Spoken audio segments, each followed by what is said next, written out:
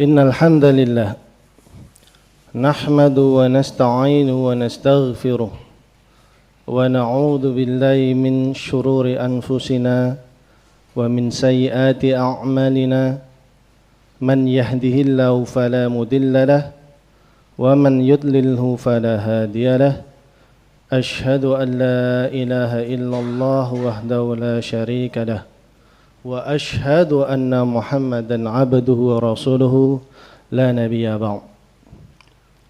Qala Allah ya ayyuhalladzina amanu taqullaha haqqa tuqatih wa la tamutunna illa wa antum muslimun.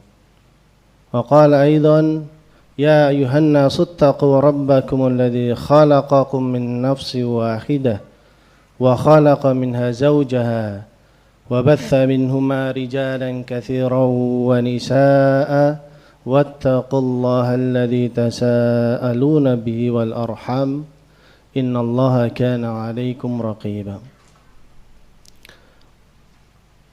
أما بعد فإن أصدق الحديث كتاب الله وخير الهدي هدي محمد صلى الله عليه وسلم wa syarral umuri muhdatsatuha wa kullu muhdatsatin bid'ah wa kullu bid'atin dalalah wa kullu dalalatin finnar. Ayyuhal ikhwah, jamaah Jumat yang semoga Allah rahmati. Dalam sebuah hadis, ketika itu Nabi datang ke kota Madinah. Dan pada saat itu pula penduduk kota Madinah memiliki 2 hari raya. Sebelum Nabi datang, penduduk kota Madinah memiliki 2 hari raya. Yang 2 hari raya ini mereka pergunakan untuk bersenang-senang dan bermain-main.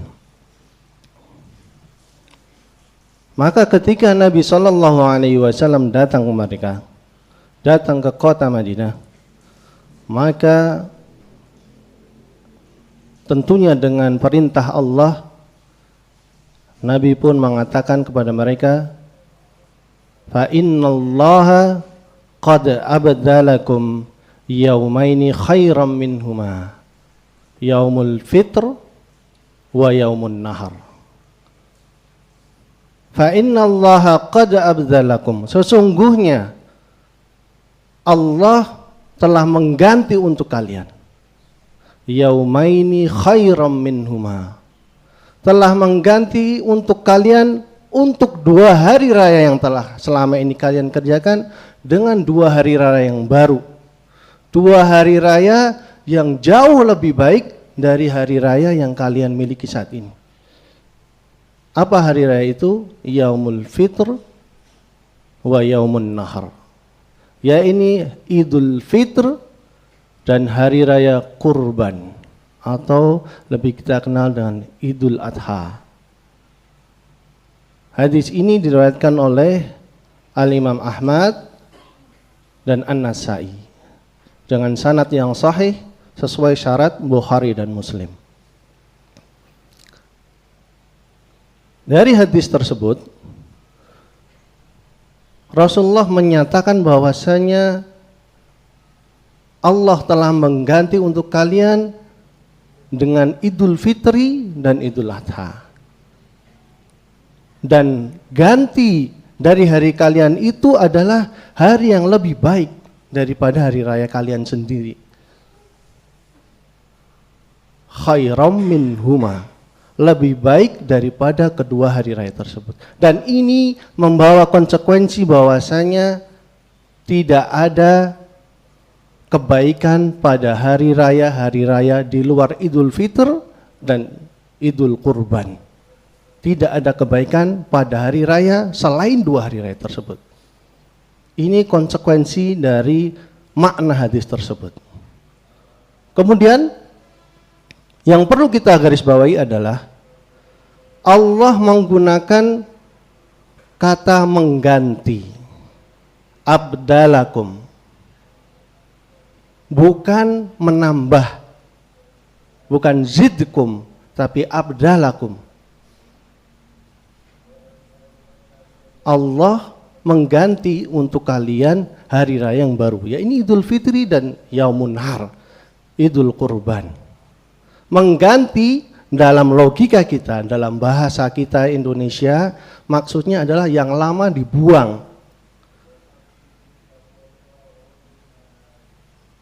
Kalau menambah, yang lama masih kita pakai disandingkan dengan yang baru. Tapi kalau mengganti berarti yang lama dibuang. Ini semisal kita datang ke bengkel, ganti oli, maka oli yang lama dibuang, diganti dengan oli yang baru. Ganti ban, maka ban yang lama pun akan dibuang, diganti dengan ban yang baru. Demikianlah kita seharusnya memahami makna hadis ini. Bahwasanya dengan hadis ini pun diisyaratkan bahwasanya Islam hanya mengakui 2 hari raya. Hanya ada 2 hari raya yang diperbolehkan dalam syariat kita. Tidak ada hari raya yang lain. Jamaah Jumat rahimakumullah. Ada sedikit kesalahan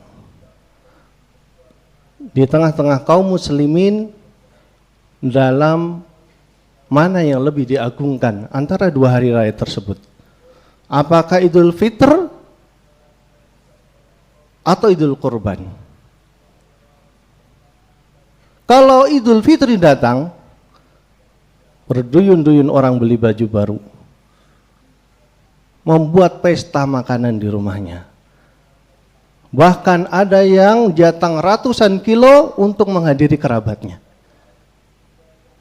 Mungkin sampai ribuan kilo untuk datang ke keluarganya dalam Idul Fitri. Tapi ketika Idul Adha datang, biasa-biasa saja.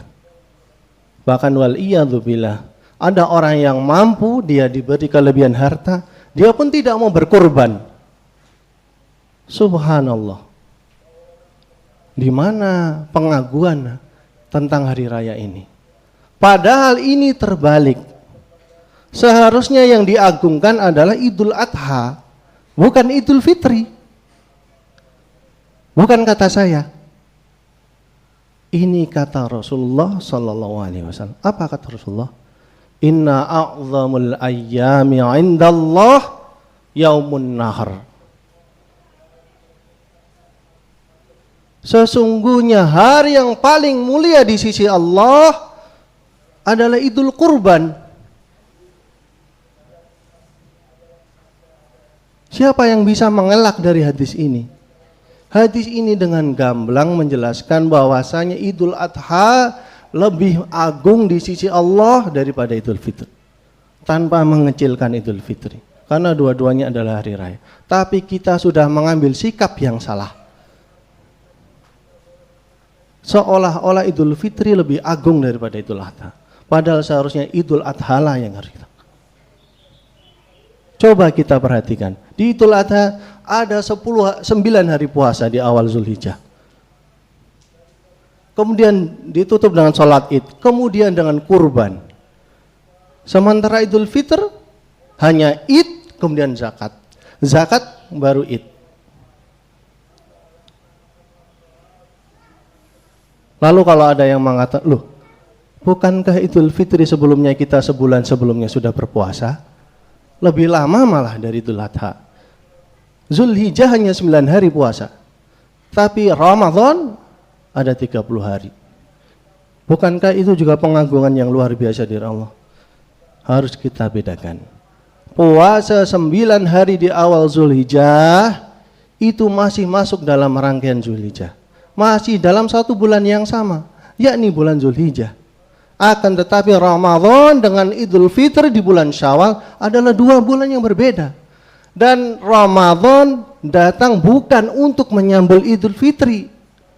Ini yang harus kita pahamkan. Ramadan datang bukan untuk menyambut Idul Fitri.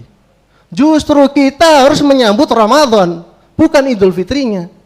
Ini juga terbalik.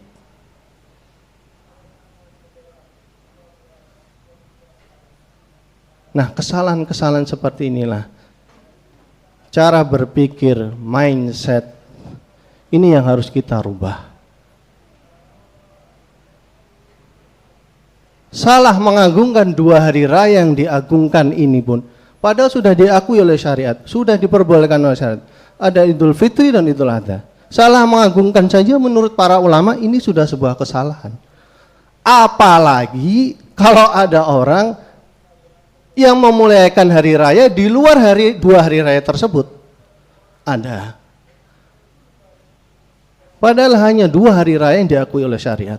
Tapi ada orang yang mengagungkan lebih dari 2 hari raya tersebut. Dan ini kesalahan yang lebih berat lagi. Wal'iyadzubillah. Jamaah Jumat rahimakumullah. Lalu apa yang membuat Idul Adha, apa yang membuat bulan Zulhijjah begitu agung di sisi Allah? Jawabannya kita bisa dapatkan dalam hadis ini. Ma min ayyamin al-amalu salih fihin ahabbu ilallah min hadhil ayyam. Kata Nabi, ma min ayyam, tidak ada hari-hari al-amalu salih fihin, yang kita berbuat amal soleh di hari-hari tersebut, ahabbu ilallah min hadhil ayyam. Tidak ada yang lebih mulia daripada hari-hari ini, hari-hari Zulhijjah.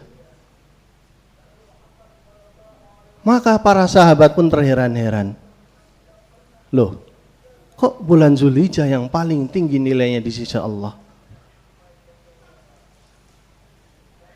Kata para sahabat pun, walal jihad fisabilillah. Apakah jihad dalam jalan Allah itu pun kalah dari amalan soleh pada hari-hari tersebut? Karena sepemahaman sahabat, jihad adalah dirwatu sanamil Islam. Jihad adalah puncak tertinggi amalan dalam Islam. Kenapa? Karena jihad fisabilillah taruhannya nyawa, taruhannya harta, taruhannya keluarga. Apa amalan yang lebih hebat dari itu? Tapi apa jawab Nabi kita sallallahu alaihi wasallam? Walal jihad. Bahkan jihad di jalan Allah pun tidak bisa mengalahkan amalan soleh pada awal-awal bulan Zulhijjah. Masya Allah. Illa rajul, kecuali seorang laki-laki. Ada pengecualian.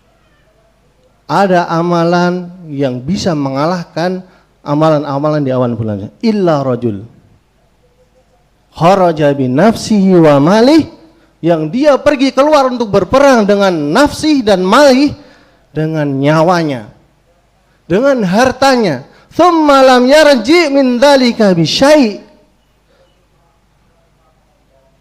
Dia keluar membawa nyawanya, membawa hartanya, kemudian dia tidak kembali dengan nyawanya dan hartanya. Nyawa dan hartanya habis di medan perang. Ini baru bisa mengalahkan amalan di bulan Zulhijjah. Lihat betapa agungnya nilai amalan-amalan soleh di bulan Zulhijjah ini. Bahkan dalam Quran pun Allah mengatakan bersumpah dengan 10 hari Zulhijjah ini. Dalam surah Al-Fajr, wal fajr walayalin ashar. Demi fajar dan demi 10 malam di awal Zulhijjah. Ini tafsir yang paling tepat sebagaimana yang ditafsirkan oleh para sahabat. 10 hari di awal bulan Zulhijjah Allah gunakan untuk bersumpah. Ini menunjukkan sebuah hari-hari bulan amalan-amalan yang sangat mulia di sisi Allah. Oleh karenanya kita sepatutnya sebagai kaum muslimin yang diberikan akal,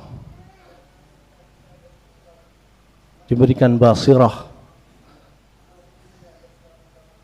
diberi kemampuan untuk berpikir, mari kita koreksi diri kita, termasuk yang berbicara tentunya. Mari kita agungkan hari-hari, meskipun ini sudah di penghujung awal Zulhijjah, Dan besok insya Allah hari Ahad kita bersama ulil amri kita menunaikan sholat Idul Adha, kemudian ditutup dengan kurban pada hari Ahad. Mudah-mudahan kita masih bisa mengisi di sisa-sisa hari terakhir ini dengan amalan-amalan soleh, karena amalan ini lebih tinggi daripada berjihad fi sabilillah. Aqulu qawli hadza fastaghfirullah li wa lakum.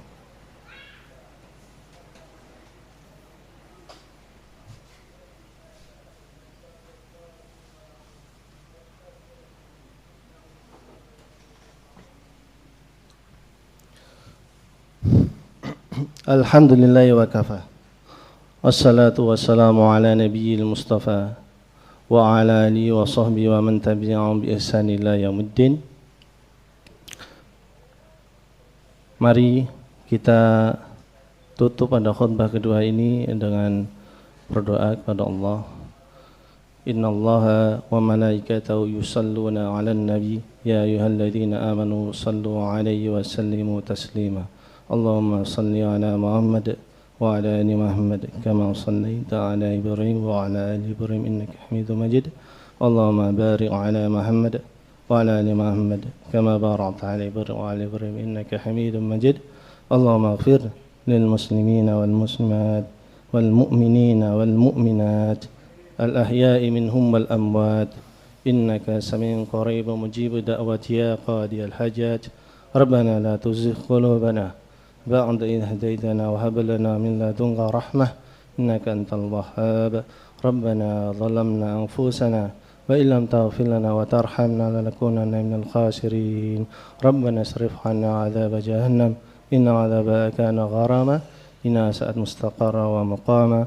Rabbana atina fid dunya hasanah wa fil akhirati hasanah wa qina 'adzabannar. Subhana rabbika rabbil 'izzati 'amma yasifun wa salamun 'alal mursalin walhamdulillahi rabbil alamin. Aqimus shalah.